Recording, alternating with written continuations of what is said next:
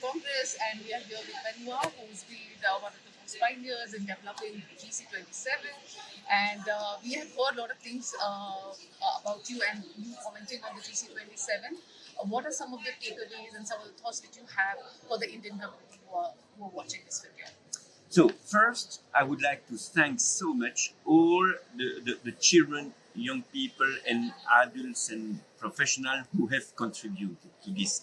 Because we really wanted to make sure that we are reflecting the views and the experience of everyone and every corners of the world, children in different kind of situation, in different legal context, different social context. We want to make sure that we reflect that in the general comment. Looking forward in the near future, when the general comment will be adopted, I'm sure that you will make a use of it. So let's translate it in many different languages. Right. And I know that in India you have so many languages, so it should be translated in many languages. In a child-friendly version too, because at the end of the day, it's still a legal document made by adults and for adults. Just we don't want a document that will remain in a drawer or on a desk. We need to use it, and we need to make it a reality for the people and for the society. And I think that it has to be discussed in the parliament. It has to be taught in the university. It has to be used by children themselves, social workers, and so on. So we're also thinking about different alternative ways of how justice system can include those, while there are already laws in place in India, for example. What do you think about these alternate ways and the community practices, specifically after hearing from the last panel as well? So what are your thoughts on that? Yeah, so that's absolutely very important. We should not reinvent or recreate. We have also to work with what is on the ground, with what people are used to be confronted with, and to make sure that these systems are improved. We are not only addressing the formal judicial system, we are addressing all kind of remedies. Let's imagine ways that will, at the end of the day, fix even grave violation of children's rights. You know, those truth commission and reconciliation in society, how to make sure that children have also their say in this context, and that we listen to them. Victims of armed conflict, they need also to be able to complain afterwards and to ask the society to rebuild what has been broken and to recreate a society where children are part. We'll little by little understand that we don't do justice just keeping the children away, but we need to involve children in all the system. Right, wonderful. Just one last question, and that is a message for the practitioners and people who are the duty bearers, specifically working with children. Any last message for them? Yeah, very important question, and this is probably one of my favorite ones. You know, the best justice system, the best remedy will not work if there are not people who are supporting, informing, and accompanying the children in their journey. It's always difficult, and even the best lawyer, the child will meet difficulties in reaching the office of the lawyer, knocking on the door and trying to explain what is happening. So we need all these actors in the field reaching out to children, informing them about their rights, and being able to understand that when a child complains, he will never say Article 12 of the Convention was breached. He will say, I wanted to express my views and I was impeached to express my views. So we have to translate it in a violation of rights and bring it in the proper place where it can be dealt with.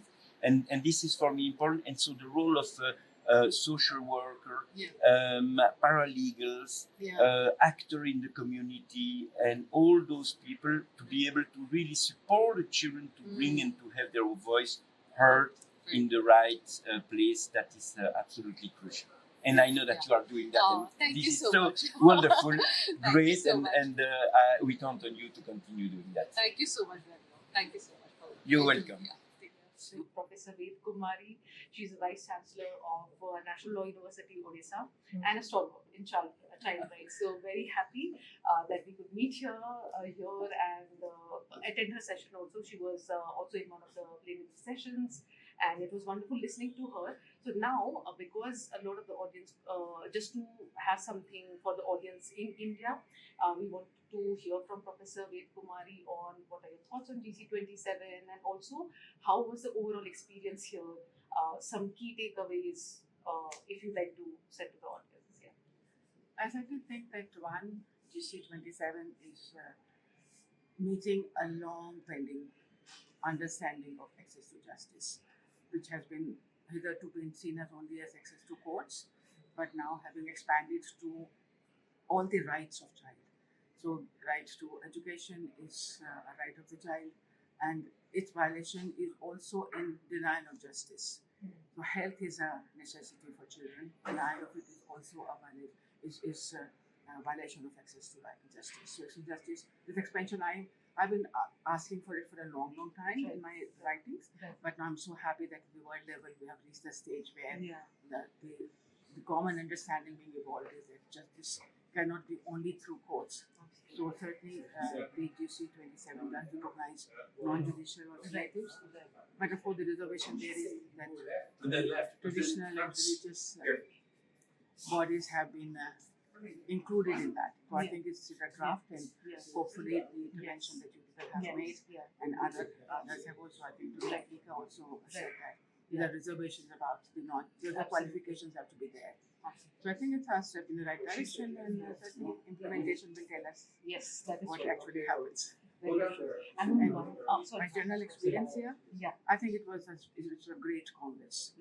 So many people and so many different perspectives. And certainly we had a limitation that there were so many simultaneous sessions happening. You could attend only 1/5 or 1/10 of something. But whatever I did attend, I found it was very useful.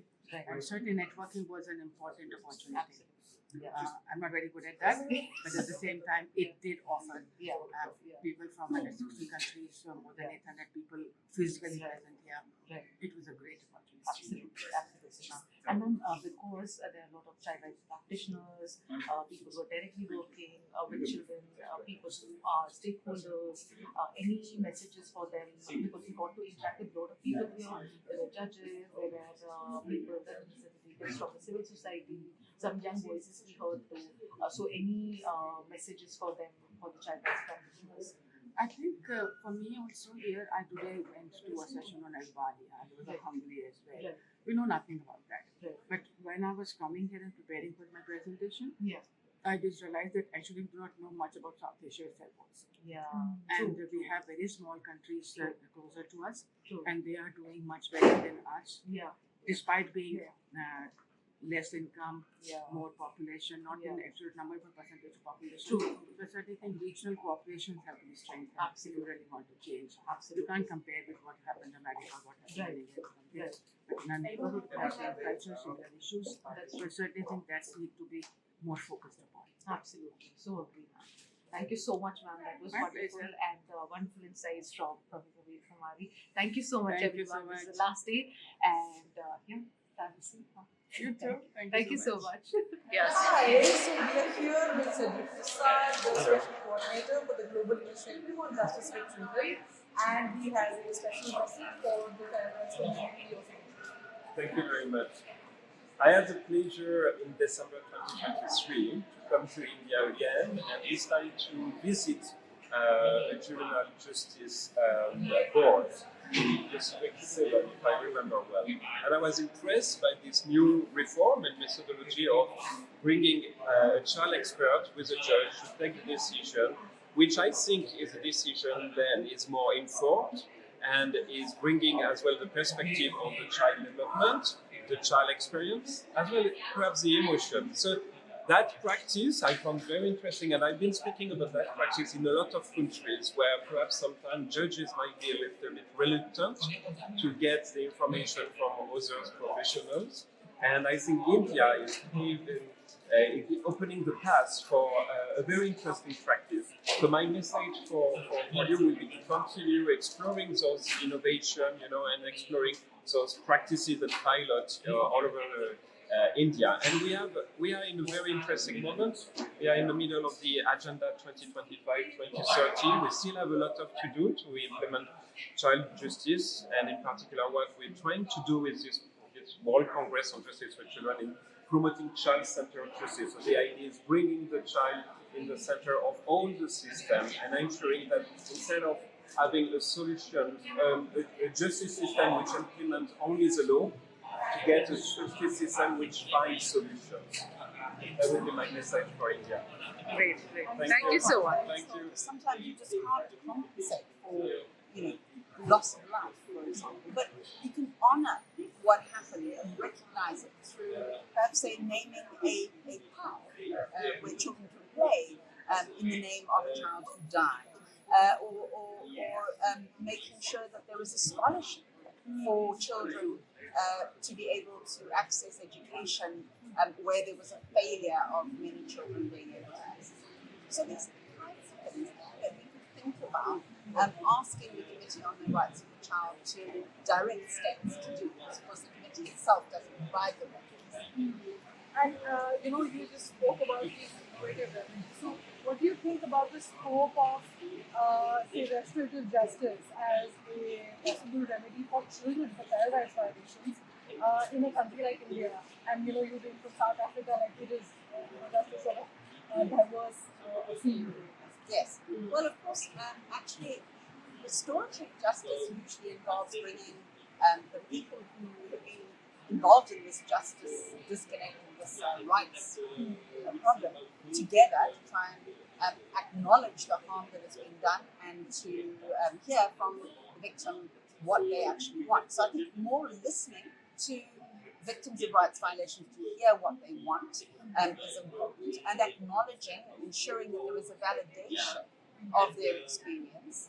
But then we can also go further and talk about how a restorative approach could also extend beyond just those two individuals, but to be restorative in so actually some of the things that was mentioned, like commemorative kind of remedies are quite restorative.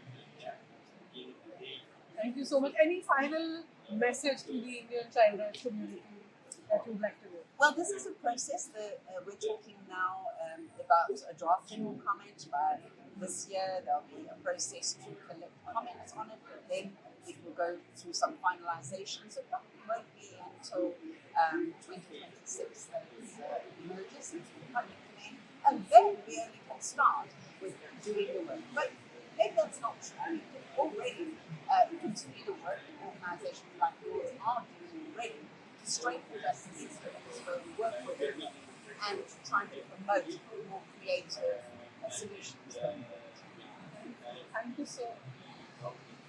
Hi, so we are the UN Global Study on Children. Madrid, what would you say has been, say, the biggest learning from the study on children deprived of liberty that you would like to communicate to the Indian child rights community? Yeah, I mean, the global study on children deprived of liberty was a joint effort by different UN agencies, 170 non-governmental organizations, academia. We did a lot of research, but also children. We interviewed many children. And we looked into different areas. The one is the administration of justice. So that means children in police custody, children in pre-trial detention, children in incarceration after having been convicted of a crime, but also children who are growing up with their mothers in prison because there is no alternative. Then migration-related detention, institutions like orphanages, boarding schools, where children are in fact deprived of liberty, and then also in armed conflict and national security and terrorism. Those were the areas that we looked at. And we found out, and it's a very conservative estimate, but it is scientifically proven, that 7.2 million children are deprived of liberty annually. Many in institutions, but also, of course, in the administration of justice.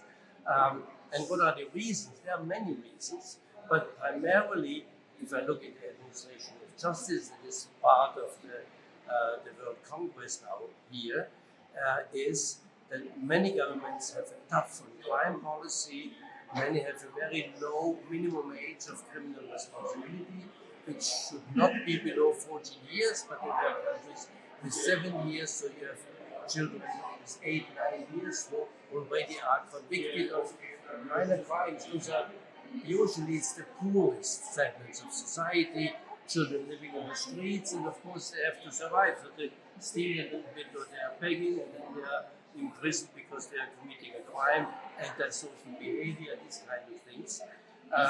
So we have to look into the root causes. Many children are in prison because of drug-related offenses, because of tough policies on drugs. You know, the US led war on drugs, created so many children, for instance, in Brazil, about 40% of the children up to the age of 18 that are in conflict with the law and in prison in Brazil, 40% are in prison for drug-related crimes. So what we have to do is, first of all, we need better and more regular data. We need to really ask states to provide us on an annual basis, the best is a snapshot on a particular day, how many kids are in migration detention, how many kids are in police custody, how many are in institutions, etc., so that we then can see how it is developing, whether the global study has an impact, because we are disseminating the global study to all governments, to international organizations, to NGOs, and we are assisting the Global Health of Human Rights, which is the largest network of universities active in human rights education.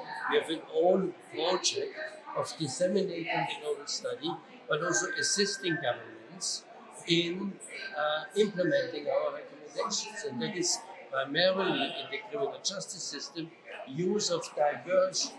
So kids should not be detained. The Convention on the Rights of the Child says that deprivation of liberty of children should be a measure of last resort, and if it's absolutely necessary, for the shortest appropriate period of time. If we apply that, then we really have to reduce the number of kids in detention. And in order to see whether that happens, we need to have the data, but we are ready and willing and going to many countries in the world in order to assist governments to implement our recommendations. Thank you. Thank you so very much. Dr. Jat, Justice for Children, because this is a theme of this Congress. This also making sure that within the justice system, children are duly protected from violence within the justice system. So it's very important because normally justice, it has to be seen as a protective role, as a preventive role. It has to be seen as a service that is accessible to all children without discrimination when they are victims, when they are witnessing, or when they are also in contact with law or in conflict with law. So this is very important. And during this Congress, we were focusing a lot on how making the justice system, as strong as it has to be, but linked to the other system, social protection, health, education, because justice is not only about, dealing with penal, civil, and criminal things, but also it's linked to social justice, and more widely also to climate justice. The main issue then here is really not only building courts and, space. Many countries are doing a lot, but the issue is how we are putting at scale all this program. Another point that for me is crucial is really the human resources, the staff, the judge, the lawyer, the social workers, because you need to work with a multidisciplinary team. And they need really, really to be, to have in their DNA the child protection, to have in their DNA when they are dealing with a child to see the best interest of child, to have in their DNA the role that they are here to protect. And even when a child commits an offense, to have better understanding why he or she committed this offense. Because in many cases, it is because of vulnerability, because of many issues he or she is facing that makes this child, be involved in risky, behavior.